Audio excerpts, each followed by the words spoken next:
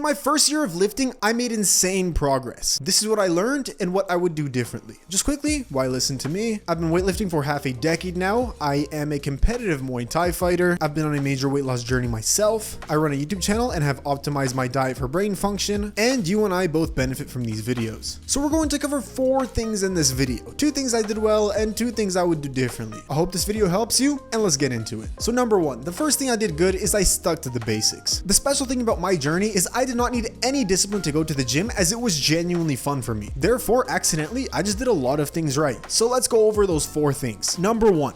I ate a lot. As a beginner, I didn't know too much about diet, but I generally knew that I should be eating. I was on the chubbier side growing up, so as I hit puberty, eating enough really wasn't that big of a problem for me. My parents used to make me food such as rice and chicken or rice and beef, and I would eat that basically every day. I'd snack in between, and every single time I came back from the gym, I would just have a protein shake. Number 2, I trained as much as I could recover from. So you know how I just told you I didn't need that much discipline to go to the gym? Well, I started by going 6 times a week. For a beginner, that's absolutely insane and it's not really recommended, but it did work out quite well for me, so I cannot complain. Number 3, I slept well. Being a wild teenager, I did have nights here and there where I would get poor sleep or just pull complete all-nighters, but for the most part, I used to go to sleep at 9 and wake up at 6 almost every single day, so I was able to recover from all the training that I was doing. And lastly, my first workout routine was actually quite good. As a beginner, I started with push-pull legs, and of course, I went twice a week, so I hit every muscle twice, and it's been proven that it's quite a noticeable difference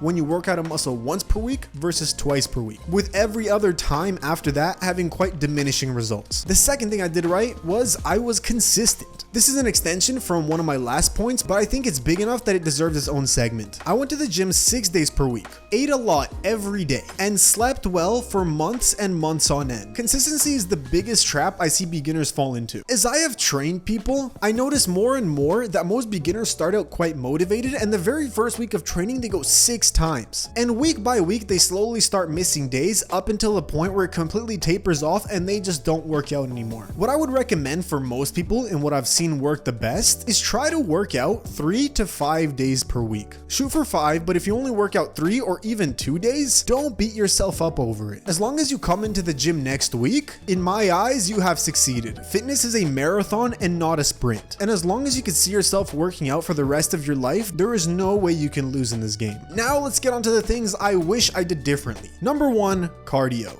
Being a goofy teenager gym bro, I despise cardio for one reason. It kills gains, bro. Which was my cover-up excuse for cardio just being too hard for me. I'm not gonna go over all the benefits of cardio in this video, but looking back, I wish I started doing it sooner. So sure, cardio can kill gains if you do it for long enough with enough intensity, but if I would have done light cardio for 15 to 30 minutes after every workout, I probably would have made more progress in the gym and also been better at cardio and would have had much more stamina. One tip I can give out is try to find a cardio exercise that you genuinely love doing. I've always hated cardio, but I only became consistent in doing it once I started skipping, then transitioned into biking, and then using the elliptical. For cardio now, I skip, run, use the elliptical, and train martial arts. Just see what works for you, see what you like, because you need to find a cardio type that works best for you long term. And the second thing I wish I did differently is I wish that I had tracked everything. Now this is not necessarily for beginners and I can't blame myself too much for not doing it, but it would have exploded my progress if I would have done it. I did not track my body weight, I barely took progress pictures, I didn't track my weights in the gym, and I didn't track any of my nutrition,